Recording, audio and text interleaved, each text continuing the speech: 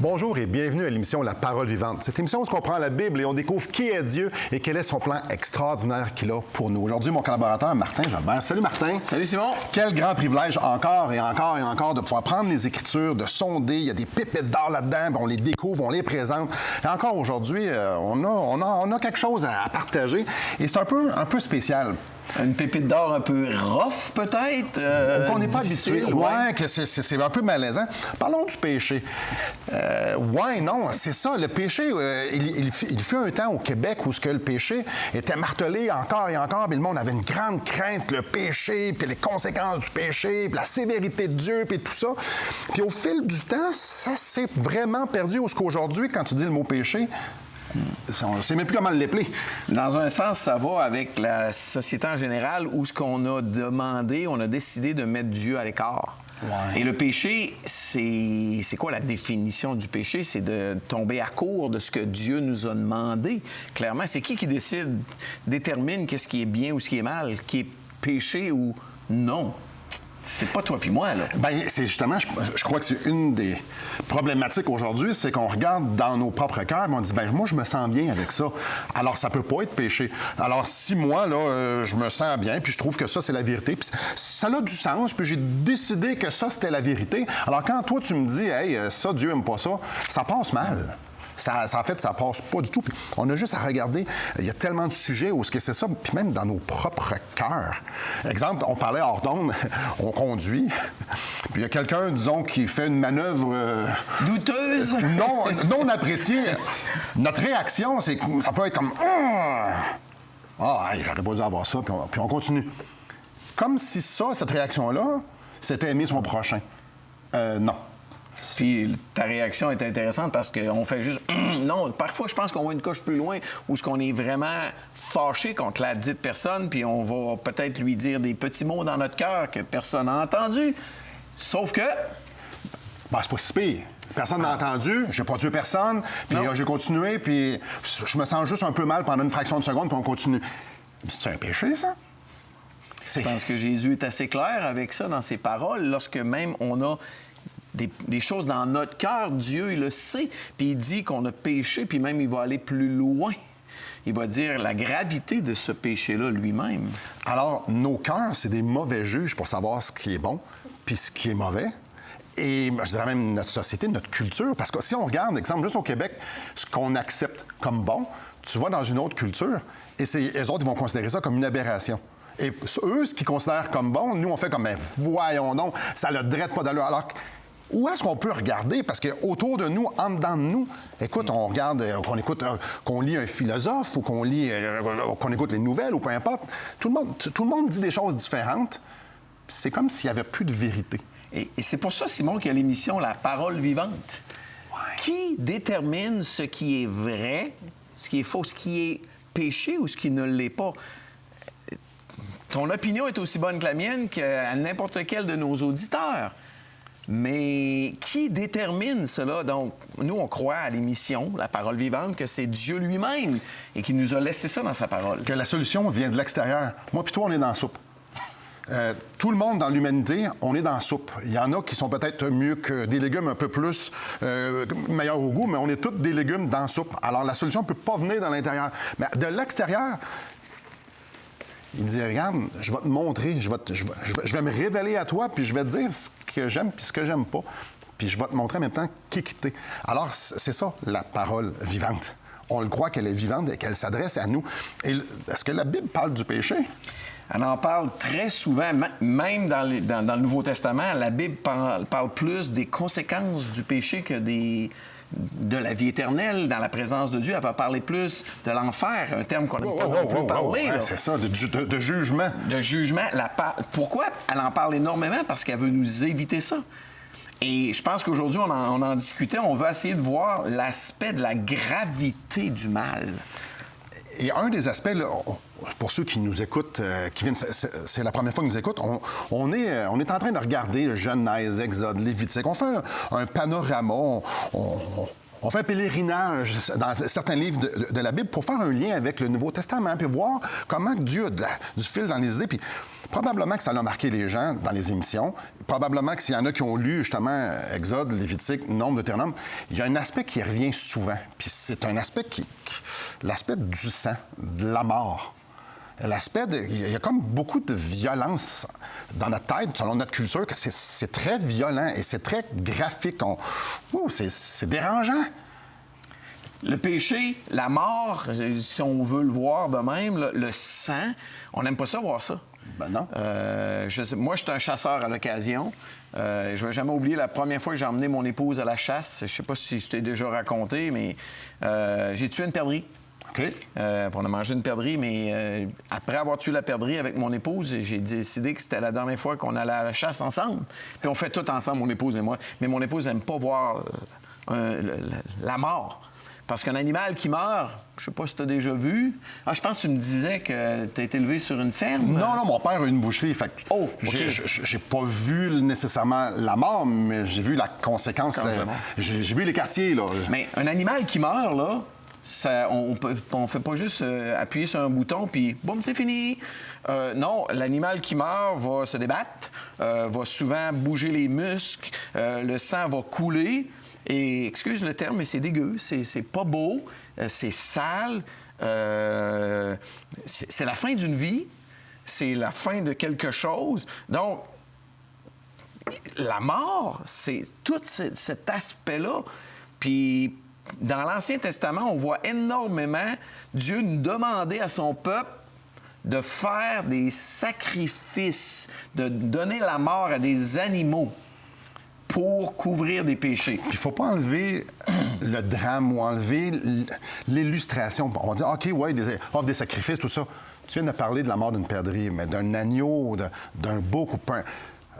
C'est quelque chose. Il y a un drame, comme tu dis, c'est la perte d'une vie. Et j'aimerais ça juste lire 2 versets à titre de finir l'introduction pour que ça va mettre la table pour le retour de la pause. Je suis dans Lévitique au chapitre 16. Je vais lire le verset 14 et 15. Et ça va mettre la table. Puis ça se peut qu'il y ait des gens à la maison qui fassent comme « Oh, ouais, je suis inconfortable avec ça. » C'est normal. On n'est pas habitué. Nous, on est habitué d'aller chez le boucher ou à l'épicerie. Mais ça, ici, on parle que Dieu demande des sacrifices, comme tu viens de le dire. Donc, Lévitique chapitre 16, verset 14. « Il prendra du sang du taureau, et il fera l'aspersion avec son doigt sur le devant du propitiatoire vers l'Orient. Il fera avec son doigt 7 fois l'aspersion du sang devant le propitiatoire. Il égorgera le bouc expiatoire pour le peuple. Il en portera le sang au-delà du voile. Il fera avec ce sang, comme il a fait avec le sang du taureau, il en fera l'aspersion sur le propitiatoire et devant le propitiatoire. Là, probablement qu'il y a plein de mots là-dedans. Vous dites, qu'est-ce que ça veut dire? On en revient après la pause, mais ce qu'il faut se souvenir surtout, c'est on parle d'égorger, on parle de sang, on parle de tuer. C'est Dieu qui le demande. Et ça, c'est un exemple, mais il y en a encore plein. Ça nous dit quoi, ça, à propos du péché? Et c'est ce qu'on va voir après la pause. Restez avec nous.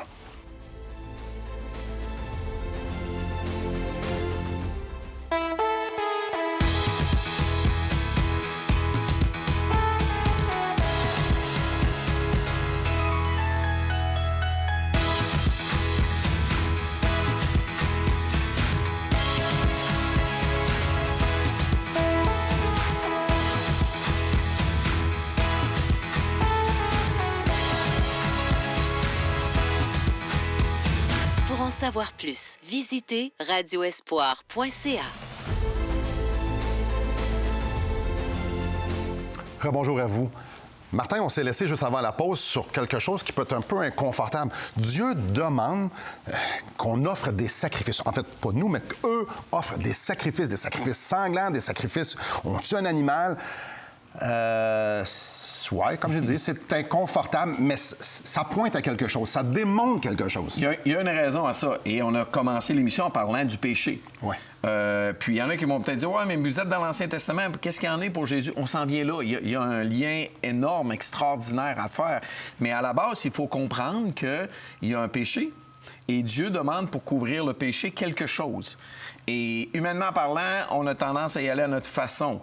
Mais Dieu, dans le texte que tu as lu, est très, très clair. Il a donné des instructions particulières. Il fallait égorger un taureau, un bouc, prendre le sang. Égorger, là, oui. Puis lorsque un animal meurt étant égorgé, c'est pas comme si on prend une carabine puis on tire une balle dans la tête ou ça s'éteint rapidement. Là. C'était pas étouffé. Non, il devait pas. Exactement. Il fallait que le sang coule et qu'on prenne le sang. Moi, je l'ai dit tout à l'heure, je vais le redire, c'est un peu dégueu. C'est pas le fun à voir. Et là, il devait aller l'asperger. Essayons de nous faire une image de cet aspect-là. Prendre du sang, là, puis l'asperger. Je sais pas, as-tu un autre synonyme pour asperger? Là? Je pense que c'est clair. Là. Oui. C'est mettre... Projeter. Oui. Je sais pas trop, mais oui, je suis d'accord avec... C'est ça, là. Tu fais ça avec de l'eau, peut-être? Du sang. Oui. On sait que du sang dans le désert, que ça... C'est pas... Ça va cailler rapidement. T'as dit dégueu tantôt? Oui. Oui, c'est dégueu. C'est le bon terme. C'est le bon terme. C'est pas quelque chose qui est attirant. Mais c'est Dieu qui demande ça. Et le point, c'est que Dieu prend le péché au sérieux. Pour Dieu, le péché, là, c'est pas quelque chose de simple, pas quelque chose de beau. Comme nous autres, facilement, on essaie de se convaincre. Puis si on est plusieurs à le faire, on va dire, c'est correct. Ben oui, ben non. On se convainc, hein? Puis soir, Tout le monde le fait. Moi, je suis bien pire. Je suis bien moins pire que toi. Un matin, en m'en venant en auto, j'ai dit, une chance que je suis moins pire que Martin. Moi, je fais pas ce que lui fait. Moi, on essaie de par tous les moyens d'adoucir. Parce qu'on le met sur notre standard. Exactement. Et Dieu a son standard qui est à quelque part très, très en haut par là. Je t'arrête juste un instant. On m'a déjà demandé, Simon, t'es-tu un bon père? Puis du tac au tac, je dis non. Puis les gens disent, tes enfants, vous avez une super bonne relation, t'es pas un bon père. Ben, je dis, ça dépend à qui je me compare.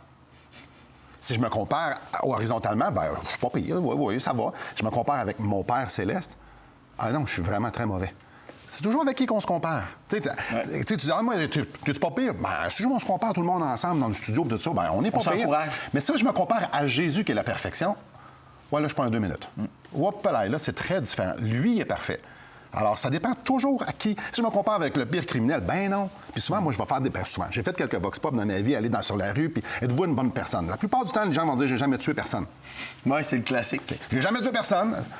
Ah, ça, c'est là la ligne. Si tu tues quelqu'un, là, tu es une mauvaise personne. J'ai déjà demandé à quelqu'un que je savais qui était pédophile, puis il m'a dit, je ne suis pas une mauvaise personne, j'ai jamais tué personne. OK. Là, tu fais, tu viens-tu de t'écouter ce que tu viens de me dire? Parce que moi, je te pédophile qui a agi. Tu fais, ça dépend toujours à qui on se compare. Donc, on parle de gravité du péché. Ouais. Et Dieu, comment il voit ça? Il nous donne dans le livre du Lévitique, dans l'Ancien Testament, plein de prescriptions de comment il fallait adresser le péché. Et principalement, c'était de faire des sacrifices d'animaux. Et veux-tu quelques petites statistiques? Dans l'Ancien Testament, au minimum, là, le minimum qui pouvait se faire au temple, c'était 1273 animaux par année qui devaient être mis à mort. Essaie de t'imaginer un troupeau de 1273 animaux là, dans un stationnement quelconque. Ça, c'est 3-4 par jour, de moyenne. En moyenne. Donc, c'est tout de même... Puis ça, c'est très, très minimum. Il y a un contemporain de Jésus qui a estimé que durant sa vie, il y avait 250 000 animaux qui ont été mis à mort au temple. C'est quelque chose, là. 250 000 animaux. Il y en a qui disent, qui ont fait même une estimation que de Moïse jusqu'à Jésus, on parle de 2,5 millions d'animaux qui ont été mis à mort. Alors, tantôt j'ai parlé de gros péchés, mais au début, on a parlé de juste quelqu'un qui avait fait une conduite. Toutes sortes de péchés. Alors, pour les petits péchés, les gros péchés, selon nos standards, Dieu dit non, tu vas offrir un animal. Parce que toi, là, tu n'as pas la justice. Ça vient de te souiller. Et seulement un animal peut te rendre pur. Et tu sais, Simon, je vais être franc avec toi. Aujourd'hui, c'est le fun. On a pu aller, puis on arrive dans le Nouveau Testament bientôt, à aller au temple offrir des sacrifices. Mais je pense, dans un sens, j'aimerais ça qu'on ait à le faire à l'occasion. Pourquoi? Peut-être, tu vas me demander. Parce que juste prendre un animal, le mettre à mort, l'égorger... Je me souviens, dans un camp de famille à Parole de vie, on fait des camps de famille l'été, les gens peuvent venir en vacances en famille. Puis j'avais un de mes membres du personnel qui il élevait des brebis. Puis c'était le temps pour lui de faire boucherie. Puis il dit « Hey Martin, t'aimerais-tu ça qu'on le montre aux gens, ceux qui veulent le voir? » J'ai dit « OK. » J'étais un peu nerveux, mais il dit « Si on le fait retirer, les gens qui veulent y aller, ils peuvent y aller. » Puis il y en a beaucoup qui étaient curieux de voir ça. Puis après, il a emmené juste la carcasse. Là. Il n'y avait plus de sang qui coulait, elle était morte. Puis il l'a emmené plus proche pour la désosser. Et j'ai eu quasiment un scandale au camp. Des familles qui étaient fâchées, qui n'étaient pas contentes. Mais pourtant, c'est à cause que tout le monde mange un steak à la maison, tout le monde mange de la viande hachée. On n'est juste pas capable. Des fois, parce que c'est laid, c'est la mort. L'image est frappante. Oui. Et des fois, je souhaiterais qu'on ait encore, en tant que chrétien, à aller au temple, juste pour me rappeler la laideur du péché. Non, trompe-toi pas, là, je suis content qu'on ait pu à le faire, mais on oublie la laideur du péché. Le fameux film de Mel Gibson, là, La Passion du Christ, bon, il y en a qui vont être d'accord, pas d'accord, mais tu regardais pas ça en mangeant un chip, puis du popcorn, puis en buvant, puis c'est bien, hein? Tout le monde est mal à l'aise. Tu t'en vas pas au restaurant fêter après avoir regardé ce film-là. Là, Moi, je l'ai vu au cinéma. Oui. Et évidemment, c'était un cinéma séculier, donc il y avait bien du monde là-dedans qui n'était pas chrétien, mais ils ont juste été voir. C'était silence à la fin. Le monde sont restés assis et c'était silencieux tellement que c'est troublant.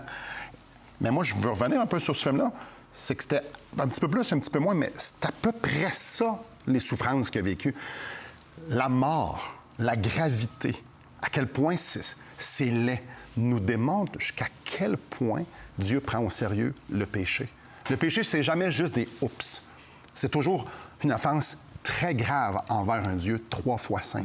Et tous les sacrifices, et on va y venir après la pause, le sacrifice de Jésus pointe jusqu'à quel point c'est grave. Et Simon, si tu me permets, rapidement, avant d'aller à la pause, j'aimerais mettre au défi les auditeurs de réfléchir à comment vous traitez le péché dans votre vie face à Dieu. Et je ne suis pas en train de pointer le doigt à qui que ce soit, je suis en train de me parler à moi, comment je le traite dans ma vie. Puis par la suite, on va pouvoir élaborer davantage. Donc, après la pause, on va justement parler de ça.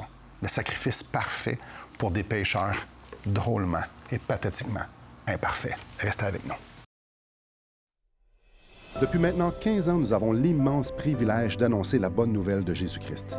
Par la grâce de Dieu, nous avons fait plus de 500 émissions, distribué gratuitement des milliers de livres et que dire des centaines de personnes qui ont répondu par la foi à l'appel de Jésus. Aujourd'hui, nous aimerions inviter ceux qui ont reçu cette bonne nouvelle à faire équipe avec nous. Aimeriez-vous avoir un impact dans la francophonie pour l'Évangile?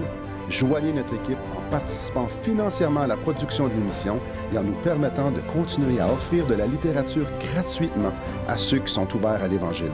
Contactez-nous. Il nous fera plaisir de vous partager comment vos prières et vos dons peuvent faire la différence.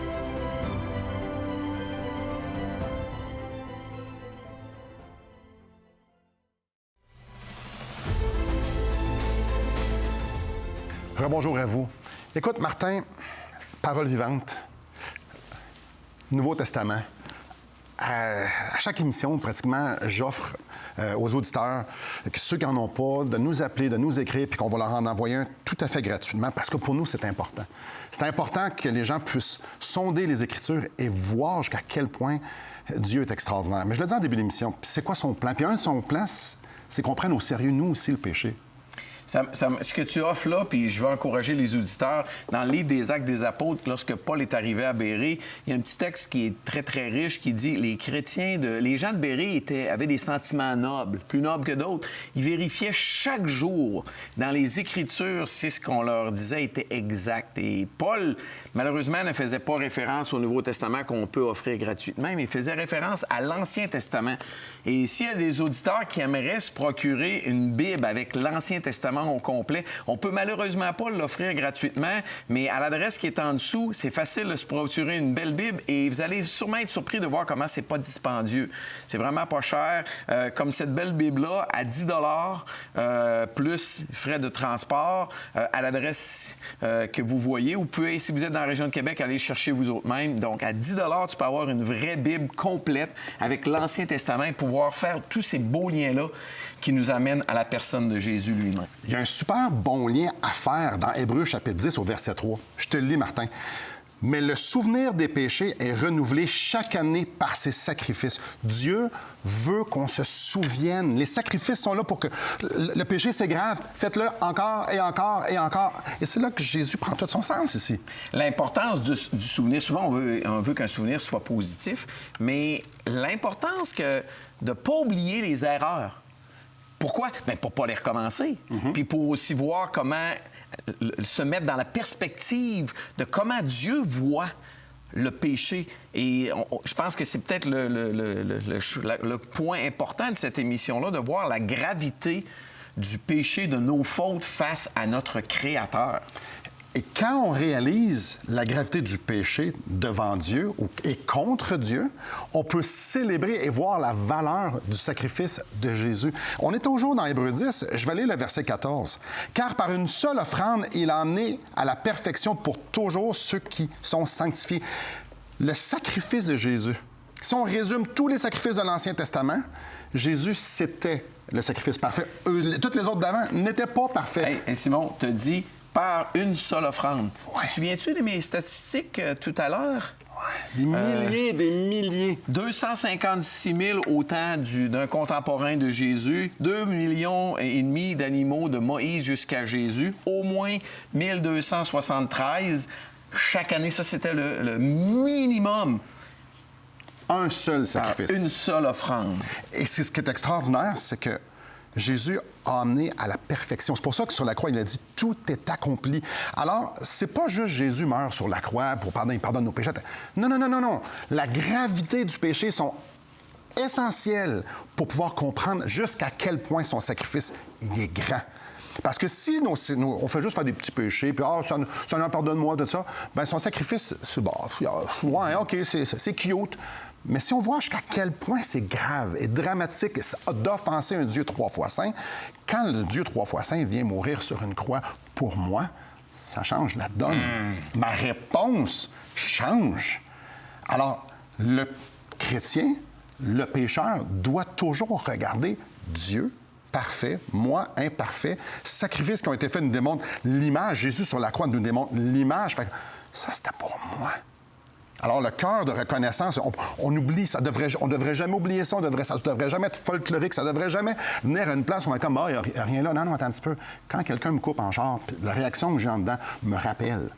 Et là, c'est une petite affaire. On fait des choses grandiosement plus grandes, là. On devrait se concentrer et dire « Non, ça, c'est un rappel de la beauté, de la perfection du sacrifice de Jésus. » Qui a offert à la croix son sang. Et justement, juste avant le texte que tu viens de lire, l'auteur de l'Épître aux Hébreux nous rappelle une petite chose, là, que pour Dieu, comment on fait pour effacer le péché? Ouais. Il dit, d'après la loi, là, s'il n'y a pas de sang versé, il n'y a pas de pardon. Moi, je trouve ça trop pas beau, là. Non, mais Dieu dit que pour enlever... C'est tellement grave, ton péché, mon péché, Simon, que ça prend du sang. Ça prend la vie. Mais la bonne nouvelle, c'est que Jésus est venu donner sa vie, verser son sang pour vous, pour moi, pour que nous puissions être réconciliés avec Dieu, pour qu'on puisse célébrer la gloire de son sacrifice, pour que nous puissions vivre en conséquence et pouvoir être unis avec le Seigneur. J'aimerais... John MacArthur a écrit un livre, L'Évangile selon Dieu, qui nous démontre le cœur de Dieu avec Ésaïe 53. Ésaïe 53, on l'utilise souvent à l'émission. C'est justement c'est un des chapitres de la Bible qui décrit mieux les souffrances de cet agneau parfait qui était Jésus, qui est Jésus. Alors, on ne vous l'offre pas, mais on aimerait ça vous envoyer à Publication chrétienne sur Internet. Eux, ils vous le vendent et je vous le conseille fortement. Allez sur le site qui est sous l'écran ou dans l'écran et allez voir l'Évangile selon Jésus de John MacArthur et vous allez pouvoir être époustouflés jusqu'à quel point Dieu nous aime à un tel point d'offrir son Fils pour vous, pour moi. On revient après la pause.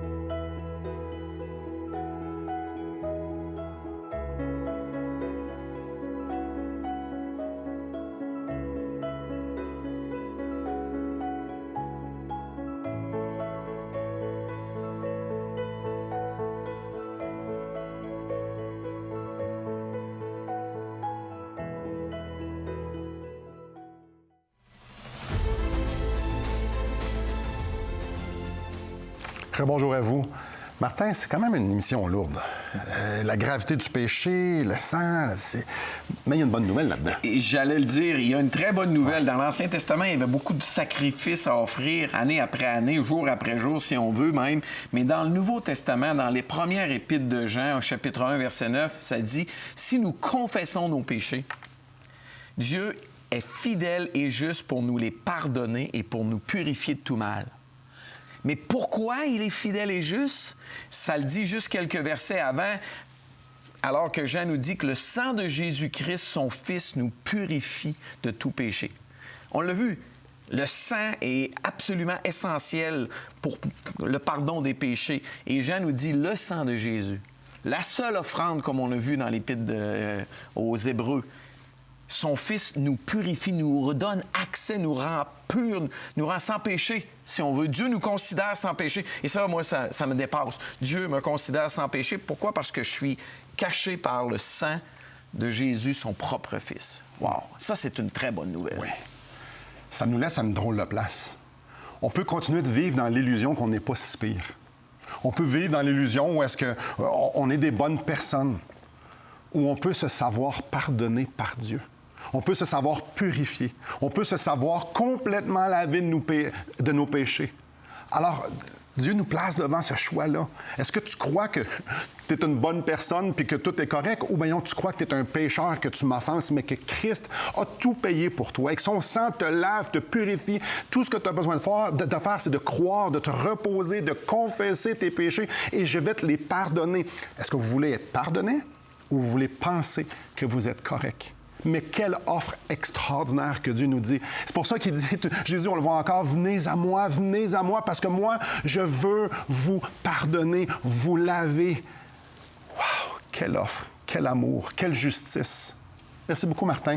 Merci, Simon. Merci beaucoup à vous. Et je vous en supplie, soyez réconciliés avec Dieu. Et ça, c'est par Jésus. Que le Seigneur vous bénisse.